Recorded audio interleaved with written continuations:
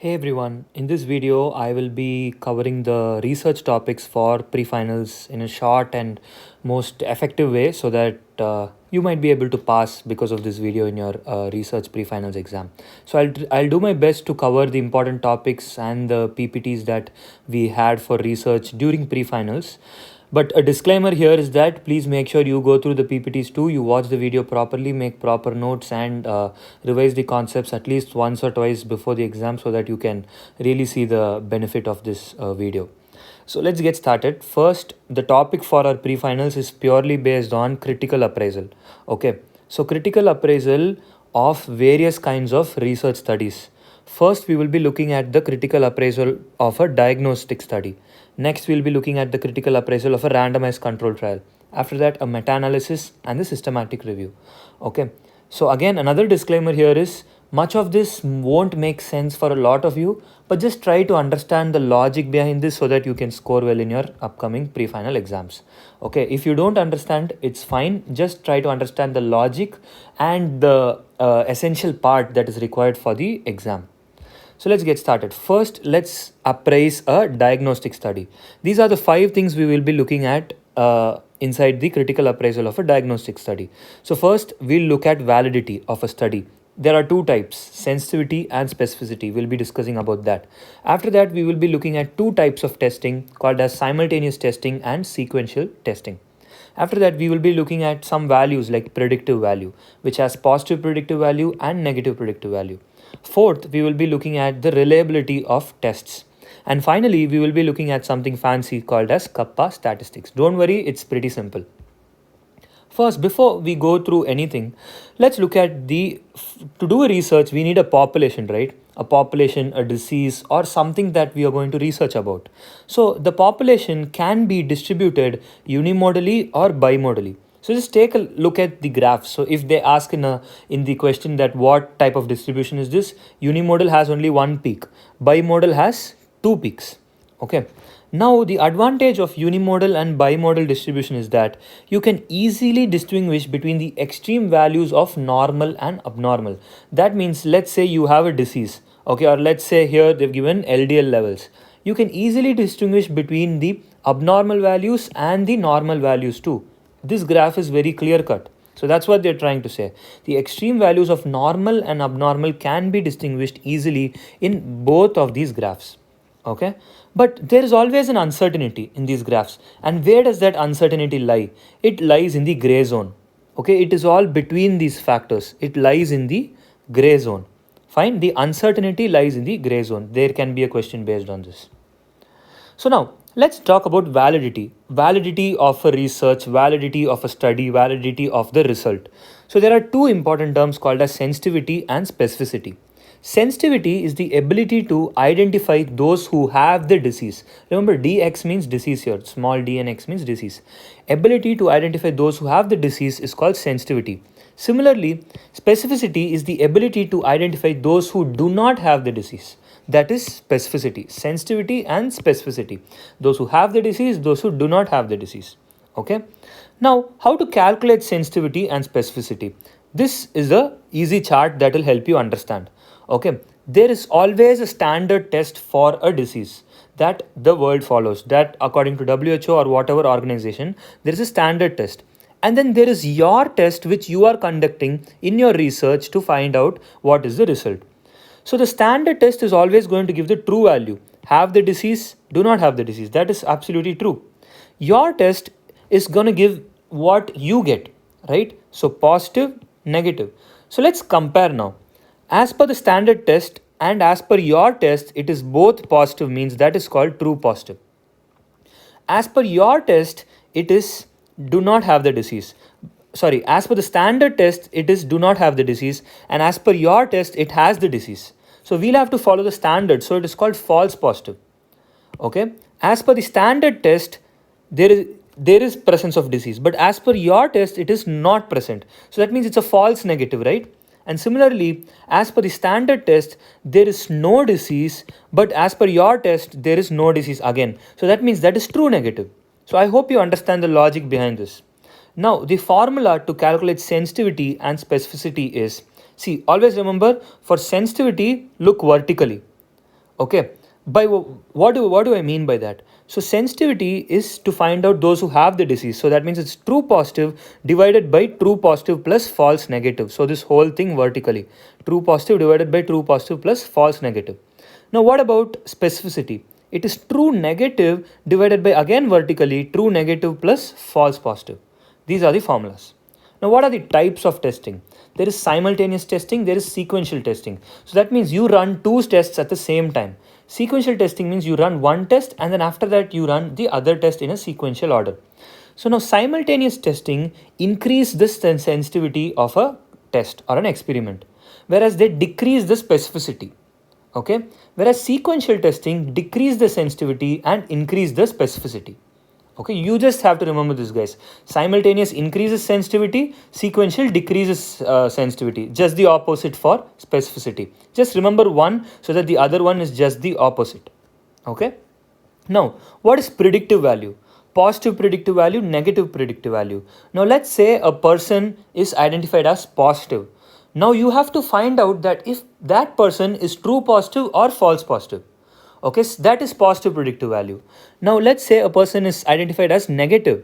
Now you have to find out if the person is true negative or false negative. That is negative predictive value. Here you will look at this box in a horizontal fashion. Okay, so true positive divided by true positive plus false positive. That is your positive predictive value. What about negative predictive value? True negative divided by true negative plus false negative against horizontally, that is your negative predictive value. Okay. Now obviously many of you know the term called prevalence of a disease. Now sensitivity and specificity are not related to prevalence of the disease, but the predictive value is related to the prevalence of the disease, especially your positive predictive value. So these two are not related. This is related to prevalence. Okay, there can be there can be a true or false question or a multiple statement question in which they ask this is related to prevalence, this is related to prevalence, and which one of the following is true or not. Okay, I hope you get it. Now, when there is decreased prevalence of a disease or when there is a low prevalence disease, that means the positive predictive value will be high. Okay, and now when there is increased specificity, that means the positive predictive value is going to be more high. Okay, so just remember, low prevalence disease predictive value will be high, increased specificity predictive value will be high. Again, as I said, do not look for pure conceptual understanding here. Just for the sake of exam, understand now and do it. Now, let's take an example. I want you to do this. Okay, pause the video and find out the positive predictive value, the sensitivity, specificity, and negative predictive value using this values given here. Okay, find out and calculate, because in the exams they are going to give you calculation based questions most probably, so you will have to practice that. So make sure you pause the video and practice this by the formula that you just learned. Okay, here is the numbers for you. Okay, now let's talk about reliability. Reliability means, can the test be repeated, and if repeated, will the results be the same? Okay, that is called reliability. Now there are three variations in reliability: intra-subject, intra-observer, inter-observer. These three variations can make a reliability tested, can look for reliability in your test or in your research. So first, intra-subject variation. Now, example, let's say you are studying a patient and you are measuring the blood pressure of the patient. Now, the blood pressure of the patient will be different while he's at rest, while he's exercised, after he has exercised, while he's sleeping. So there's going to be a lot of factors. So variation in BP at different times is an example of intra-subject, within the subject, within your participant. Now what about intra-observer variation? Intra-observer variation, let's take a radiologist is reading two x-rays. Okay, but he's reading two x-rays at two completely different times. Now one time he might see something, the other time he might not. Okay, then that is leading to a difference. But because of one observer, right? So that is why it is called intra-observer, within the observer. So radiologist example. What about inter-observer? Now let's say two separate radiologists are looking at a chest x-ray, two different times. Okay, obviously the result is not going to be the same, but this is a very lame example. But when you go for more detailed cases or examples, the results are not going to be same. One observer is going to add something or have something less. The other observer is going to have something more. So two examiners, the result is not going to be the same, and that is called inter-observer variation. Okay, that is called reliability and the three variations under reliability. Now, what is kappa statistic? See, there is always a chance and an observer. Chance is what you expect out of your research. Observing is what has really come out. Okay. Now, kappa statistic decides how much your observed reading is compared to your chance, how better it is compared to your chance. Now, it also depicts the maximum improvement that can occur beyond chance, because you've obviously grown beyond chance, right? Your reading, your observation is better than the chance. So, it also depicts maximum improvement that can occur beyond your chance of an experiment or a research. Okay, just look at this fancy formula. They might not be asking, but for a safer side, look at the fancy formula of kappa.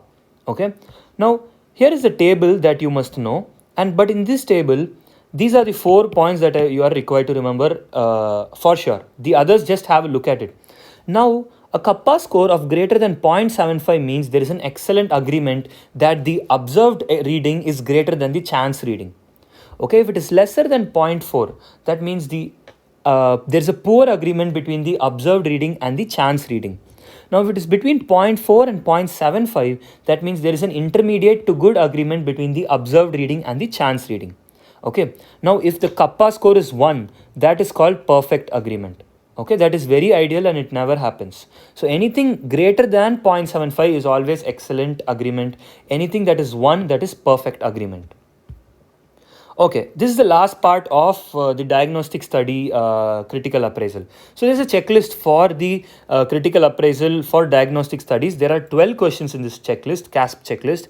So it has 3 parts, A, B, C. Okay, A decides, is the question valid, is the research valid? B decides what is the research about. C decides, does it help the local people? Okay, let's go through these questions very quickly. Now, the questions that might be asked from these kind of checklists is, under what section or under what kind of question does a specific sub question come? Okay, so you should know everything properly. So first, under A, there are 6 questions. First, is the question clear? Okay, this will check 4 things: post, population, outcomes, settings, and the test. Okay, that is the first one. Second, is there a comparison group? Third, does all the participants get both the diagnostic test and the standard test? Diagnostic test is the test you're going to do. Standard test is the normal standard test that we saw here in this column, this part, right? So we have to decide if all are getting the diagnostic test and standard test both. Fourth, is the result influenced by results of the standard tests? Has there been any blinding? Is the test independent of each other? Okay, all of that you have to check in the fourth question. The fifth is the disease clearly described? Are the signs and symptoms described? Is the severity described? Are the comorbidities known? The sixth is, what are all the methods used? Okay, these 6 come under your validity. Is the question valid? Is the research question valid and the research valid? What about B? What? So you'll have to explain about the sensitivity, specificity, and likelihood ratio in what? Question number 7. In question number 8, you'll have to look for the consequences and the cost. What is the chance? What are the limits of these research? All of these things in question number 8. Finally, in C category, there are 4 questions. How will this help the local population or any specific population? Number 9, you should see if it is being applied to patients, regardless of their age, sex, and ethnicity. Number 10, you should look how resourceful is this? How much opportunities can this provide? How much availability is there? Okay, number 11, does this improve the patient well-being and management? Number 12, how much does this impact on the patient and the population specifically? Okay, these are the 3 subcategories. What is the question? What falls under which question? Make sure you look at that. Okay. Now, that is the end of first part. Now, the second part is critical appraisal of your randomized controlled trials. So, before we go any further, let's look at the basics. Okay. EBM is called evidence-based medicine. Now, what is evidence-based medicine? Usually, there's a doctor who is having a clinical practice. Okay. And that doctor is going to have an individual clinical expertise. Now, when that doctor applies research, external clinical evidences to his individual clinical expertise, keeping in mind the patient's values and expectation, that is called evidence-based medicine. That improves healthcare as a whole. It introduces new strategies and more efficient strategies. Okay, that is evidence-based medicine.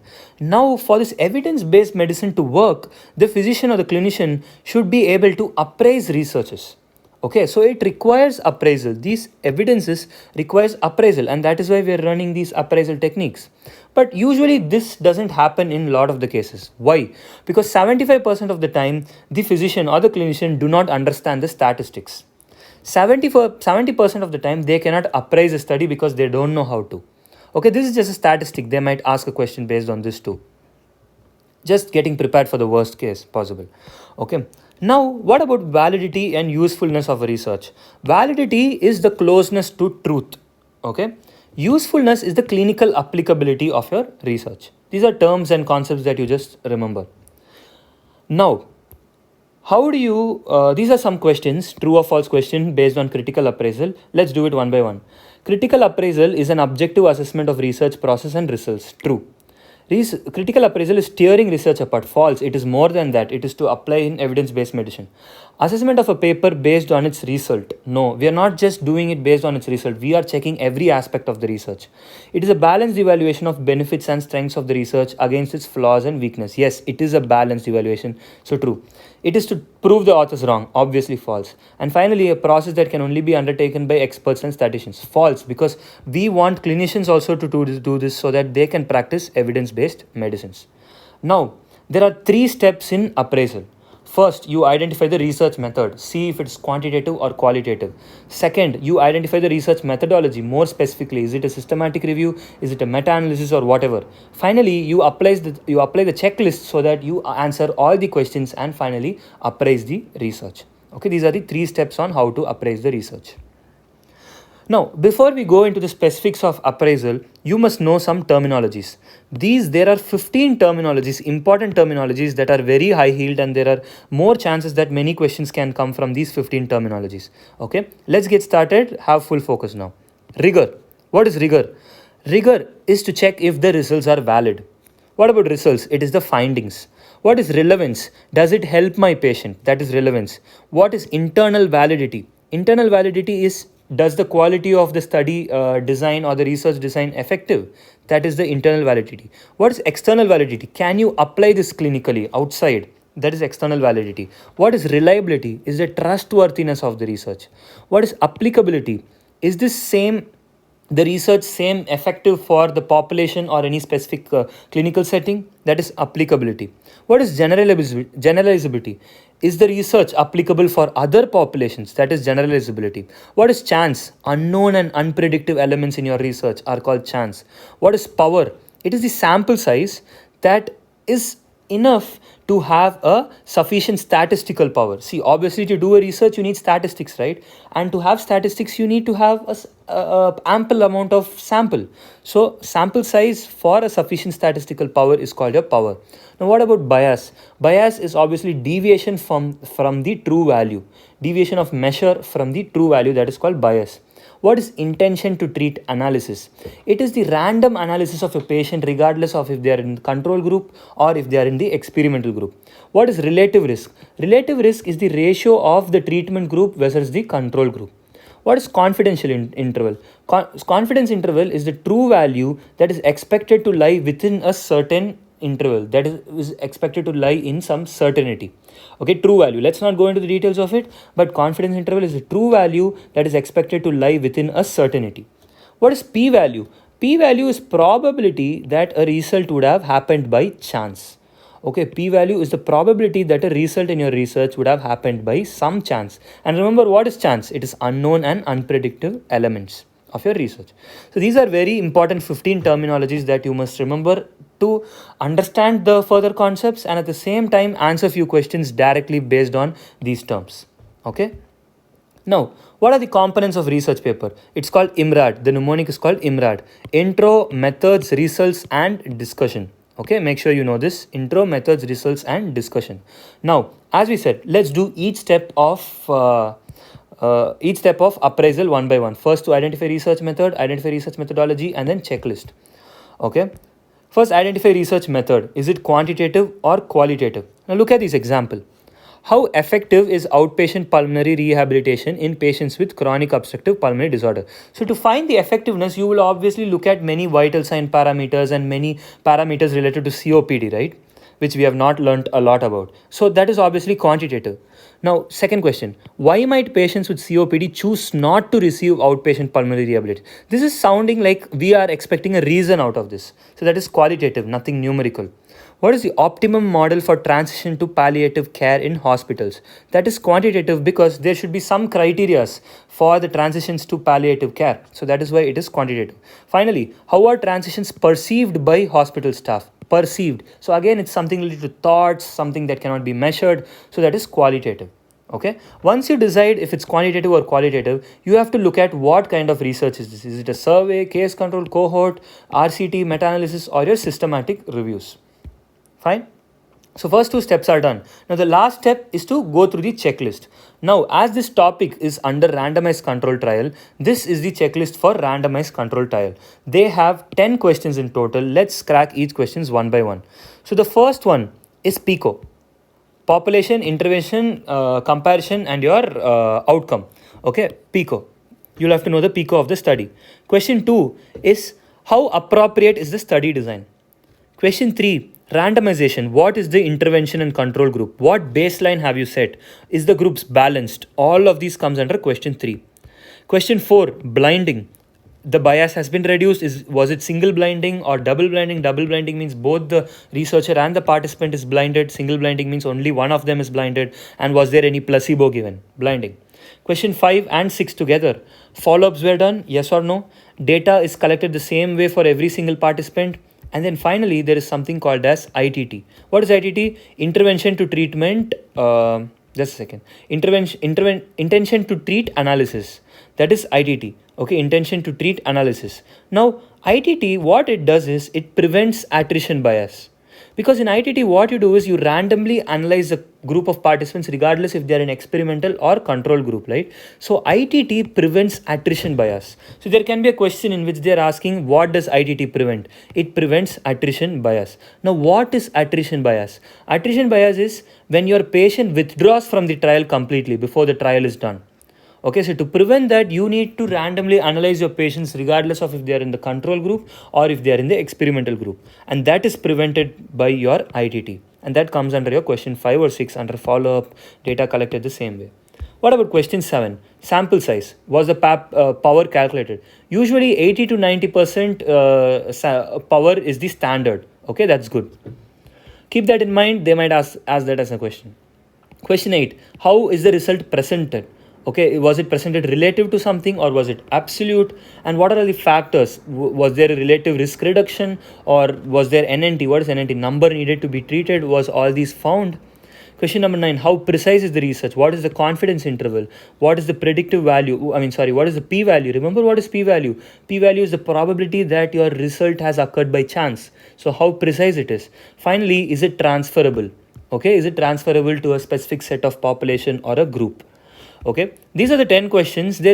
I don't think they'll be asking based on what is the 8th question, what is the 5th question, what is the 3rd question. Just remember, for randomized control trial checklist, there are 10 questions and it starts from PICO and ends with transferability. And under this category, you have ITT, which they might ask as a question, attrition bias. Under blinding, remember, it reduces bias. Was placebo given, single or double?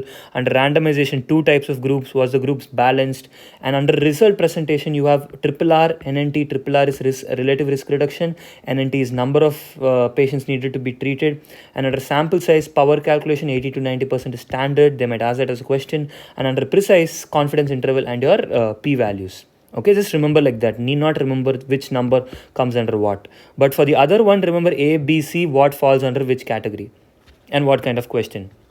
Okay, now again, here are some formulas and terms that might be coming as a question 2 or as a numerical 2. But let me make it simple for you. Now there is something called as EER. EER is experimental event rate. So that is the proportion of patient in the experimental group for whom the desired event has occurred. For example, you wanted to check for pain relief, okay, or pain in the patient.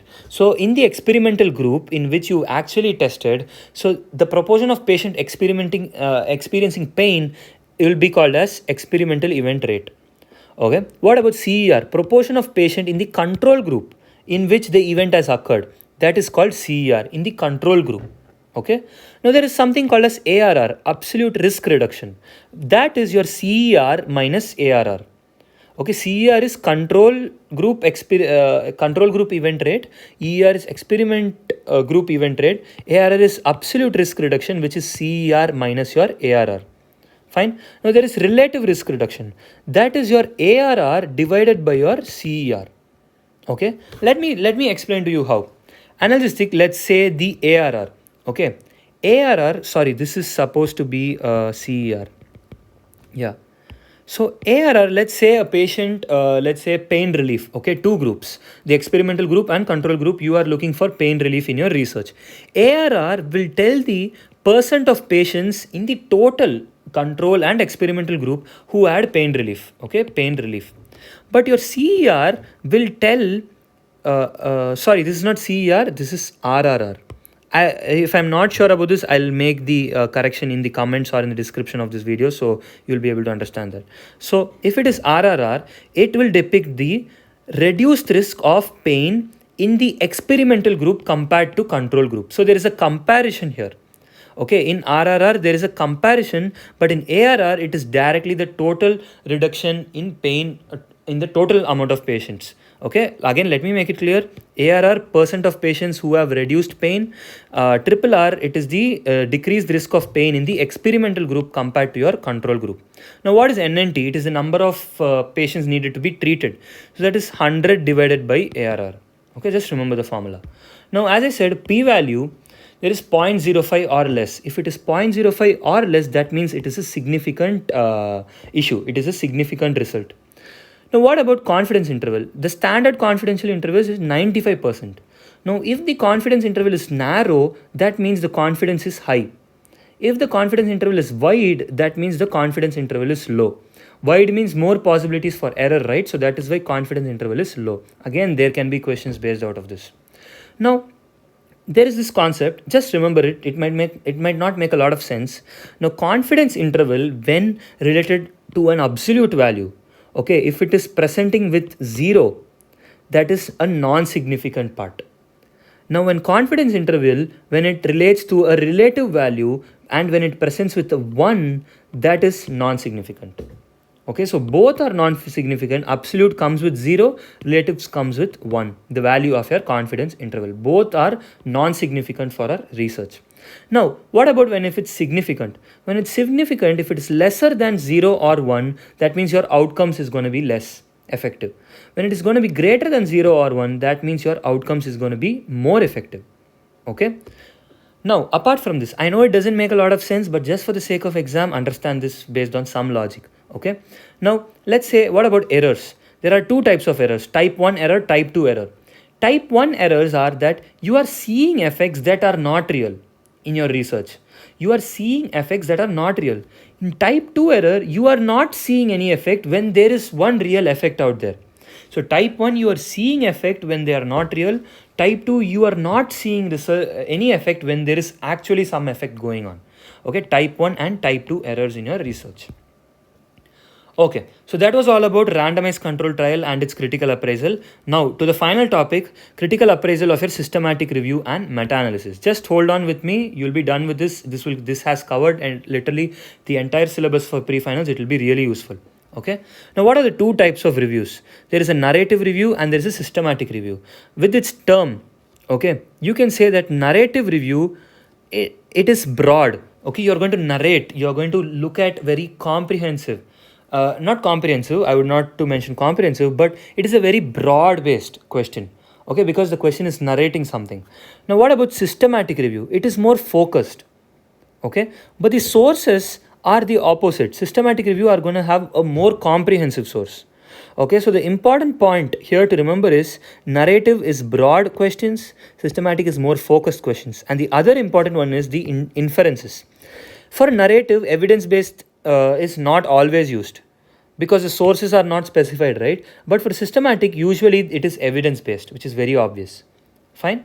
Now what about meta-analysis? Meta-analysis is a statistical analysis which combines the results of several independent studies. Okay, it is a simple statistical analysis which combines the results of several independent studies. Okay, now how to conduct a systemic review with or without meta-analysis? These are the 7 steps. Ask a research question, search for literature, select the study, appraise the study, extract the data, summarize the data, and report the study. Okay, these are the 7 steps. Let's look at all these 7 steps in detail soon. Yeah. Now, what about the function of meta-analysis? Okay, just take a look at these points very quickly. I don't think it's really important, but it identifies the heterogeneity, it increases the statistical power. Basically, it helps you a lot. It boosts the research a lot. It develops, refines, and tests the hypothesis. It identifies the data cap. It identifies the sample size for future studies. All those things are the advantages and functions of your meta-analysis. Now, what are these 7 steps? First, ask the research question.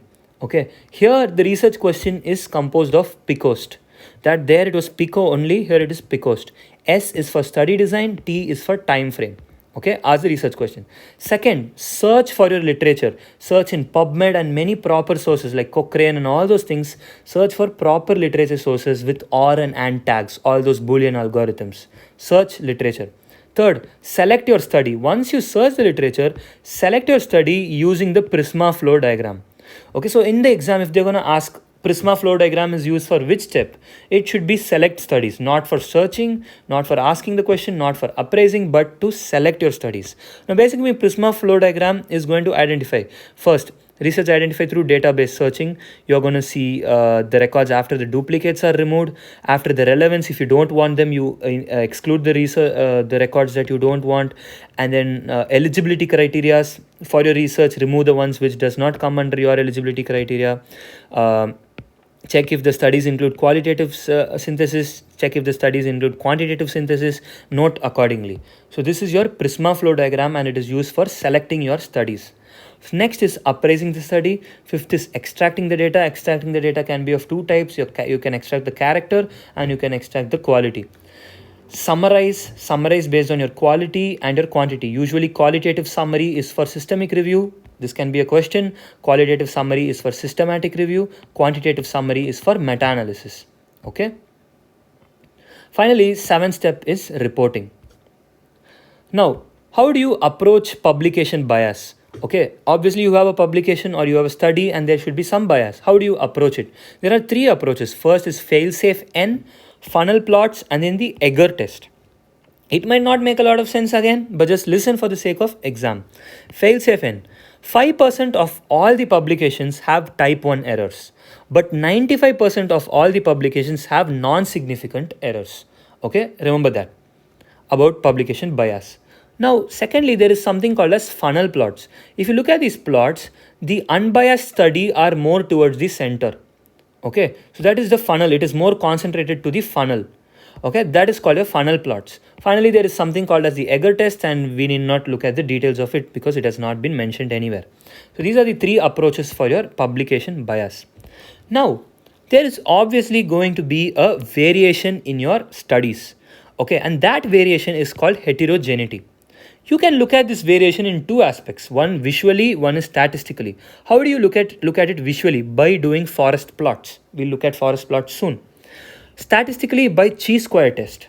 Okay. Usually in chi-square test, if the p predictive value is less than 0.10, that means there is high chances of heterogeneity. Okay, p-value is less than 0.10, that means there is high chance of heterogeneity. Again, this could be a question. And again, questions can be how much percent is type 1 error, how much percent is non-significant. Another question could be how do you visually look for heterogeneity through forest plots? How do you statistically look for heterogeneity through chi-square test? Okay, these are the questions that can be asked. Okay, now what about heterogeneity? When there is a variation in the study, obviously you are concerned about it, right? Either you can ignore it or you can allow it. So to ignore it, you have to follow the fixed effect model. To allow it, you have to follow the random effect model. What do you do in the fixed effect model? In the fixed effect model, the true effect of the treatment is same in all studies. You assume that the true effect of the treatment is same in every single study. Okay, that is what fixed effective model is. Now what about if you want to allow heterogeneity? Okay, that is random effect model.